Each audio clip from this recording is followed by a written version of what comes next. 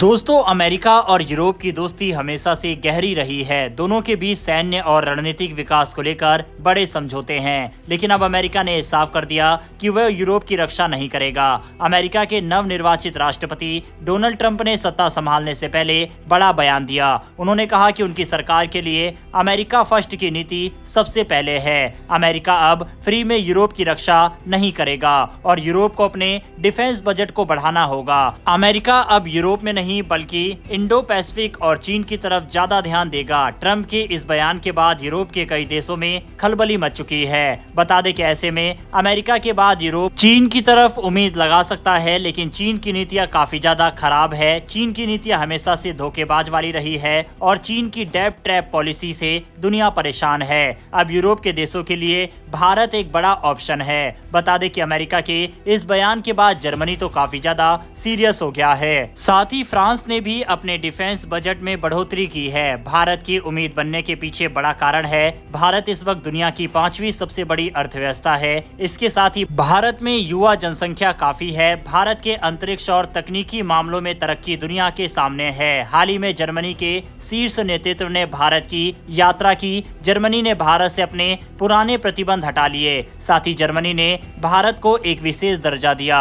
दोनों देशों के बीच तकनीक और डिफेंस के क्षेत्र में साथ काम करने को लेकर सहमति बन गई है। वहीं फ्रांस के साथ भारत का रिश्ता पहले से ही मजबूत रहा है। दोनों देशों के बीच पहले से ही डिफेंस और व्यापारिक रिश्ते हैं। अब दोनों देश अंतरिक्ष के क्षेत्र में भी काम करने को लेकर तैयार नजर आ रहे हैं। इसके अलावा यूरोप का एक और देश इटली भी भारत की ओर मित्रता के साथ आगे बढ़ रहा है। ऐसे में एक बड़ा सवाल है कि आखिरकार इन सभी देशों के भारत के साथ हुए समझौते से भारत पर क्या असर पड़ेगा। दरअसल बता दें कि अमेरिका जहां एक और खुद को सीमित कर रहा है, तो वहीं भारत दुनिया में एक उम्मीद है। अब यूरोप की कई बड़ी कंपनियां और देश भारत में इन्वेस्ट करेंगे। भारत की युवा जनसंख्या को रोजगार मिलेगा। साथ ही यूरोप के साथ तकनीक ट्रांसफर हो सकेगी। सैन्य मामलों में देश भारत के साथ समझौते करेंगे तो भारत की भी ताकत बढ़ेगी। जहां दुनिया आगे बढ़ रही है, वहीं भारत भी वर्ल्ड वाइड खुद को मजबूत करने में कामयाब होगा। जिस तरह से पिछले दशकों में अमेरिका की कंपनी और यूरोपीय कंपनी साथ में मिलकर डिफेंस के क्षेत्र में अपने अपने देशों को मजबूत किया है, अब सेम यही चीज यूरोपियन कंट्रीज भारत के साथ भी करने के लिए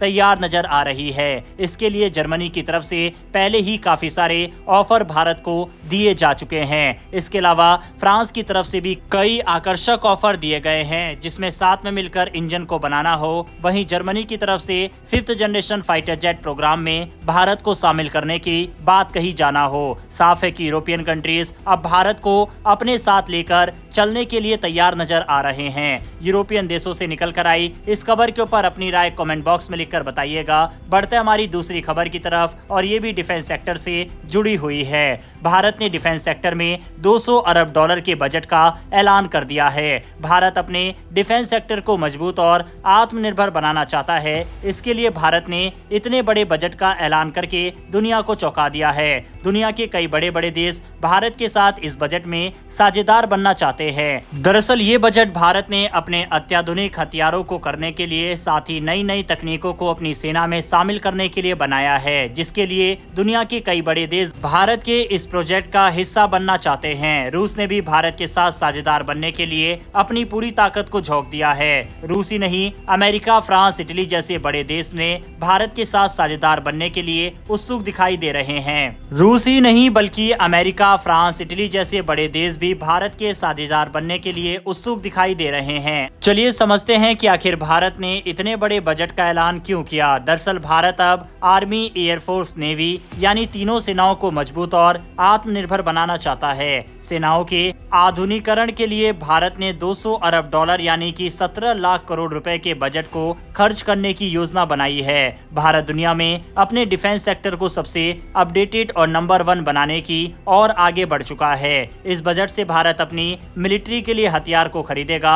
इसके अलावा कई तरह के हथियारों को अपने देश में बनाना भी शामिल है। इसके साथ ही भारत अपनी सेनाओं के लड़ाकू विमानों को भी सबसे बेहतर बनाने के लिए इसमें से पैसा खर्च करेगा। रूस यही चाहता है कि भारत के साथ इस बजट में साझेदार बना जा सके। दरअसल भारत के रक्षा मंत्री हाल ही में रूस की यात्रा पर गए थे, तब राष्ट्रपति पुतिन के साथ उन्होंने मुलाकात की। पुतिन ने कहा कि भारत और रूस की दोस्ती पहाड़ से ऊंची और समुद्र से गहरी है। इस बयान ने दुनिया को चौंका दिया था।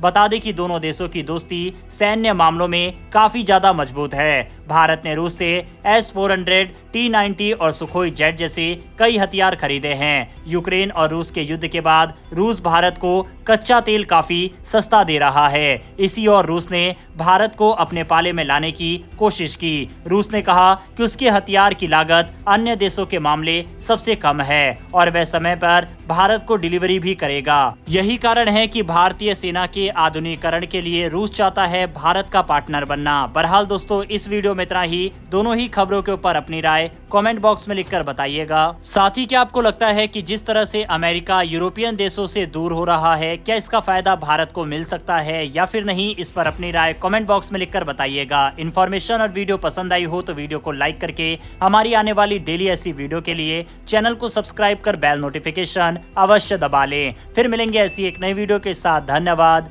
जय हिंद।